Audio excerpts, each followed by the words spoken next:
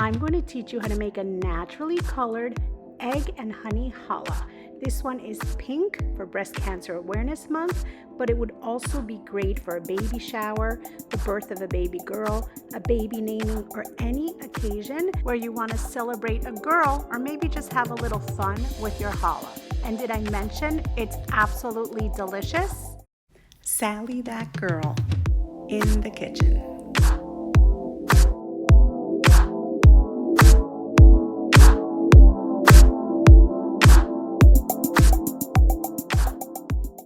Hi everyone, and welcome to another episode of Sally That Girl in the Kitchen. In today's episode, I'm going to teach you how to make a colored egg and honey challah. Today we're going to go specifically with the color pink.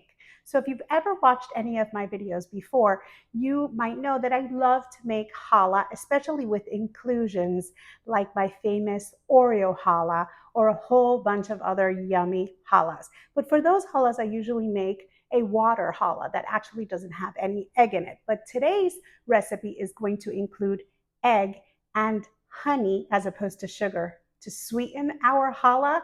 And when I tell you that this is probably the most delicious challah that I have ever made that doesn't have an inclusion, because it is sweet and it's fluffy and it's got that taste of honey running throughout. It's just absolutely phenomenal. And as a bonus, we're going to be coloring it with a natural food coloring, nothing artificial in this challah, and it's going to give it that beautiful pink hue, which is perfect for Breast Cancer Awareness Month, or to give a survivor as a gift, or for a baby naming or a baby shower, or so many other occasions when you may want a pink challah. Of course, you can also make this challah whatever color you want. But today we're going to go with pink because I thought it would be a great thing to do for Breast Cancer Awareness Month and for so many other occasions where you would be celebrating a little girl. So I am super excited to teach you how to make today's challah because it is honestly that good. So let's not wait another second and let's get started. For today's recipe, you will need 3½ cups of unbleached bread flour, or you can use unbleached all-purpose flour, 1 teaspoon of salt, 1/4 cup of pink Pitaya red dragon fruit powder. That's going to be our pink food coloring. It's 100% natural, and of course they sell a whole bunch of other fruit and vegetable based powders that are perfect for dyeing your challah a different color if you'd prefer to go with whatever color you like. 1/4 cup of honey plus another 1 teaspoon separate. 1 cup of lukewarm water. 2 1/4 teaspoons of active dry yeast. 1 large egg. 2 3/4 tablespoons of avocado oil plus another 1 tablespoon separate. And 1 egg white plus a splash of water that we will be using for an egg wash. Notice I'm using avocado oil in this particular challah. I think it works absolutely great with the honey and the egg, and it's more healthy than your classic seed oils, and you're not going to notice the difference. It's absolutely delicious and definitely a good idea to include in challah. You will also need a large baking sheet, some oven mitts, a dough whisk or a large fork such as a serving fork, a bench scraper, or you can use a knife instead if you don't have one. You'll need a couple of wet measuring cups, some dry measuring cups, some measuring spoons, a fork and a spoon, a small bowl, a pastry brush, some parchment paper, some plastic wrap, a large bowl that has a lid, or you can use plastic wrap to cover it. And if you like using gloves when you cook, then you can use some disposable food-safe gloves. But the pink powder really does not stain your hands or your nail polish or even your counter. You can just wipe it down and it will not stain, so it's very safe to use. And finally, you will need a cooling rack. So now that we have all of our ingredients and tools together, let's get started. So the first thing you're going to want to do is add 3½ cups of unbleached bread flour or unbleached flour to a bowl and create a well in the center with the back of your measuring cup. Then around the outer edge of the flour, you're going to add 1 teaspoon of salt and a 1/4 cup of your pink pitaya red dragon fruit powder, or whatever colored powder you're going to be using to color your dough. Then what you want to do is you're going to also around the outer edge add a 1/4 cup of honey. Just scrape all of that yummy goodness in. Now, once you've gotten the honey on the outer edge, then what you're going to do is you're going to measure out your 1 cup of water. You're going to warm it up in the microwave till warm, not hot, about 40 seconds or so. You want it lukewarm. And to it, you're going to add 2 1/4 teaspoons of active dry yeast, and you're going to add 1 teaspoon of your honey right in it. And then you're going to give it a little bit of a stir to kind of break up the clumps. And then you're going to set a 5-minute timer to allow that yeast to activate. You'll see the top becomes nice and bubbly. Then you're gently going to pour that right into the well in the center. And then once you've got that in, what you're going to do is you're going to grab an egg, you're going to crack it in a bowl, beat it well with a fork, and then you're going to also add that right into the center. And then carefully using either a dough whisk or a serving fork, you're going to gently bring your ingredients together, scraping down the sides of the bowl as needed. You're just going to do this for a minute or two. Then you want to measure out 2 3/4 tablespoons of your avocado oil.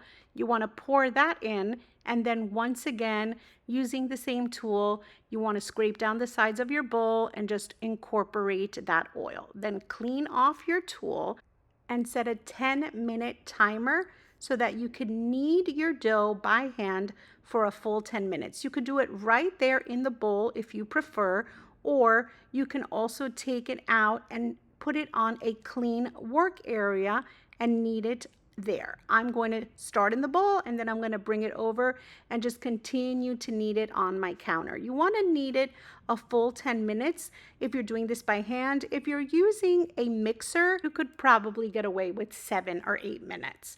Notice it is a little bit sticky. That's okay. Don't be tempted to add in too much flour. If it's really, really sticky, first try oiling your hands a bit and then continue kneading. And if that doesn't work, then you can add a tablespoon at a time, but don't add too much or you'll end up with a very dense loaf of challah. Now that it's been 10 minutes, you're going to put your dough back in your bowl and you're going to pour on 1 tablespoon of the avocado oil, and you're just going to make sure that that oil covers the entire surface of the dough, top and bottom. Then you're going to want to cover your bowl with either a lid or plastic wrap. Make sure to cover it well. Put it in a draft-free spot for an hour and 45 minutes. Now, I like to use my oven turned off, so I set out a reminder so no one uses the oven. Then, after the hour and 45 minutes, you pull out your dough, uncover it, and you're going to punch it down 5 or 6 times to release the gases. Then turn over your bowl, and you can assist your dough, and it will easily release itself from the bowl. Then, I'm going to be making a 6-strand challah, so I'm going to cut my dough into 6 parts. But at this point, you can cut it into as many parts as you want, depending on the type of braid that you are going to be preparing. Then I just like to gently take each piece and just very gently just shape them into a ball. And then I just repeat that process for all of the pieces. And then I cover them with plastic wrap so they don't dry out. Now, what you're going to do is you're going to prepare a large baking tray covered with some parchment paper, and then you're going to grab 1 piece of your dough at a time. And I like to just very gently roll the dough between my hands, and I really like to just let gravity do the work. If you just very gently roll one end of the dough and let the other end hang, it will just little by little work its way into a rope. But of course, you can use your clean counter instead, and you can just roll the ropes right onto the counter, whichever way you prefer working. You want to do that for all of your ropes to make your braid. And I'm going to be doing a 6-strand braid. So what I do is I cross over the one from the right to the left, the one from the left goes to the right, and then these 4, I'm going to create a center, 2 on one side, 2 on the other. Then you're going to grab the rope that you put over to the left side, and you're going to bring that down right into the center, and then you're going to get the second rope from the right and cross it over. And then once again we have 4 with a new center. Bring the one down from the right and then up, second from the left. Again, we have a new center with 4 ropes, down from the left, and then up, second from the right. Create our new center of 4 pieces, down from the right, up, the second from the left. Again, our new center is created, down from the left. I like to shape them as I go so they look pretty. Up, second from the right. Again, down from the right, up, second from the left. I'm just alternating. Down from the left, up, second from the right. There we go. Down from the right, up, second from the left. Then down from the left, and we go up with the second from the right. Once again, down from the right, up with the second from the left, then down from the left, up with the second from the right. Down from the left, up with the second from the right. One more time, down from the left, up with the second from the right. And at this point, down from the right, but then it gets a little bit difficult because our strands are really short. So I just kind of gather them all together at the bottom when I no longer can continue to braid. And then I'm just going to grab them all together and I'm just going to tuck that right under my challah. I like to just make it nice and round on one end, and then I do the same with the top. I just kind of tuck it under to make a nice pretty round challah end. Now if you prefer your end longer, then you can just roll the end together and just stretch it out and make it more into a peak. You can shape it however you prefer, but this is the way I like to make my 6-strand challah. I just think it looks super, super pretty. Look how pretty that looks, and look at that color. That pink is perfect. So then you're placing it on your prepared tray that's been prepared with parchment, and then you're going to use that same plastic wrap to cover your dough because we want to let it rise for a second time. So make sure it's nicely covered, and then you're going to set a 45-minute timer for the second rise. And look at how beautiful that dough is looking. It's gorgeous. So when there's about 20 minutes left on your timer, that's a good time to preheat your oven to 350 degrees, making sure you have a rack placed in the center. Then we're going to grab an egg because there's only a few more minutes left on our timer, and I'm going to separate the egg white from the egg yolk. Normally I use a whole egg, but to keep the color, I'm going to just use the egg white. So what I do is I beat it, and then I'm going to be adding just a little touch of water to it to thin it down just a little bit. And this is what I'm going to be using as my egg wash. It will make my challah a touch golden, but not as yellow as it would have, or as golden as it would have if I would have used a whole egg. So now it's been 45 minutes. I uncovered my challah, and now I'm going to give it a nice brushing of this egg wash that we created with just the egg white. And then once we cover that really nicely, you want to make sure that we get every surface that is exposed, then this challah is going to be ready to be put into the oven. And how cute is it already? It looks adorable. A beautiful pink challah. I absolutely love it. So place it on a center rack, and then you're going to set a 15-minute timer. Allow it to start baking. It's smelling amazing.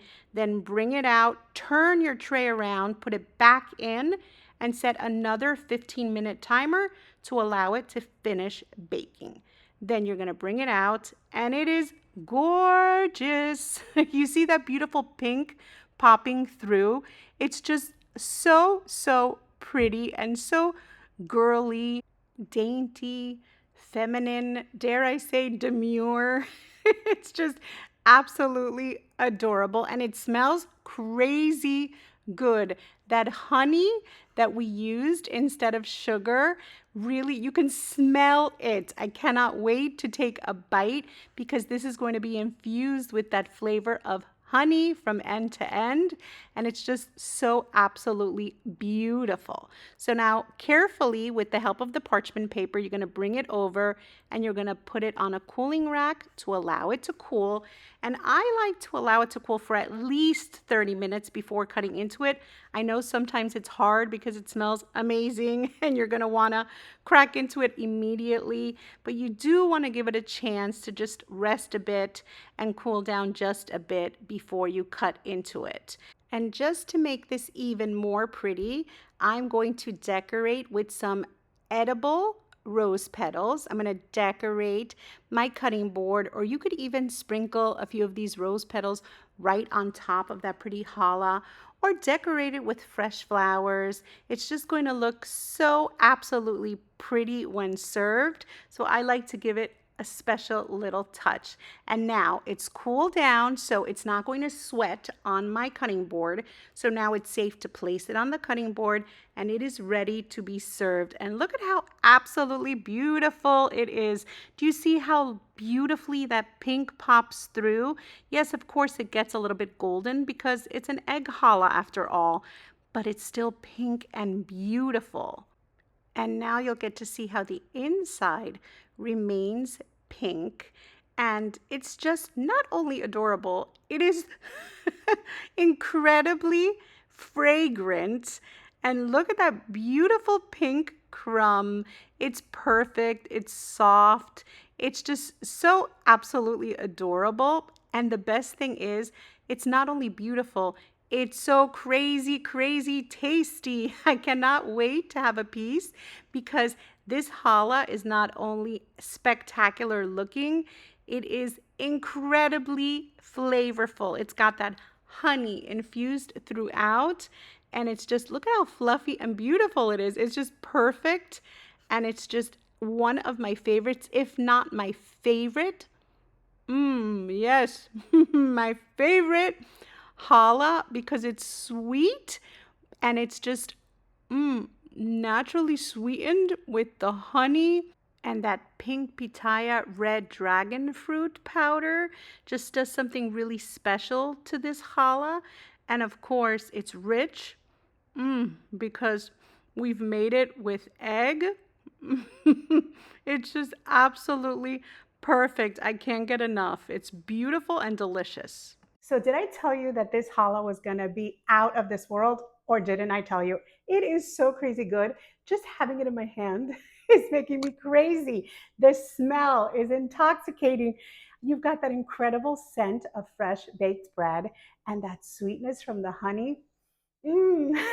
I can't get enough. I'm going to have to resist grabbing another piece. But to be quite honest, this is such a great challah. And as I said earlier, you can make it whatever color you want. And you could even make it with no color at all because it's absolutely delicious. It's just that perfect egg and honey challah that you are going to love so much. Trust me. No, better yet, don't trust me. You're going to have to try to make this recipe yourself. And of course, if you've enjoyed today's recipe, don't forget to like it, to write me a sweet comment, to share it with a friend. And of course, if you're not already following me here on YouTube, make sure you go over and subscribe and touch that little notification bell so that you get notified every time I put out a new exciting recipe, which I do all of the time. And be sure to go over and explore. Go to my playlist tab and explore. There's so many recipes broken down by different playlists, a bunch of my yummy challahs, but so many other things, main dishes, side dishes, desserts. There's so much there for you to explore. I'm sure you're going to enjoy it. And of course, if you're not following me on social media, be sure to follow Sally That Girl in the Kitchen on Facebook, Instagram, and on Pinterest. And you can find me as Sally That Girl FL on X, Snapchat, and on TikTok.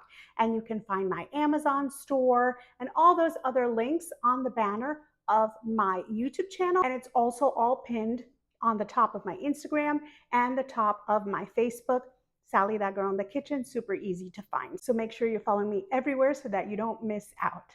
Once again, I just want to take a moment to thank you so much for watching. I'll see you next time. Sally That Girl in the Kitchen.